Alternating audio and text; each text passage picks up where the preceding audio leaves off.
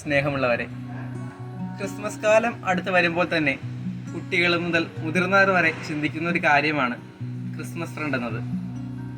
നമ്മുടെ കൂട്ടുകാരന് ഒരു വർഷം മുഴുവൻ ഒരു താങ്ങും തണലുമാകാനുള്ള ഒരവസരം, അവൻ്റെ സന്തോഷത്തിലും ദുഃഖത്തിലും അവനോട് കൂടെ പങ്കുചേരാനും നമ്മളാൽ കഴിയുന്ന ചെറിയ സഹായങ്ങൾ അവന് ചെയ്തു കൊടുക്കാനുമായിട്ട് നമുക്ക് ലഭിക്കുന്ന ഒരവസരം. ഒരു സമ്മാനം പങ്കുവയ്ക്കുക എന്നതിനേക്കാൾ ഉപരി സ്നേഹവും സന്തോഷവുമാണ് നാം പങ്കുവയ്ക്കേണ്ടത്.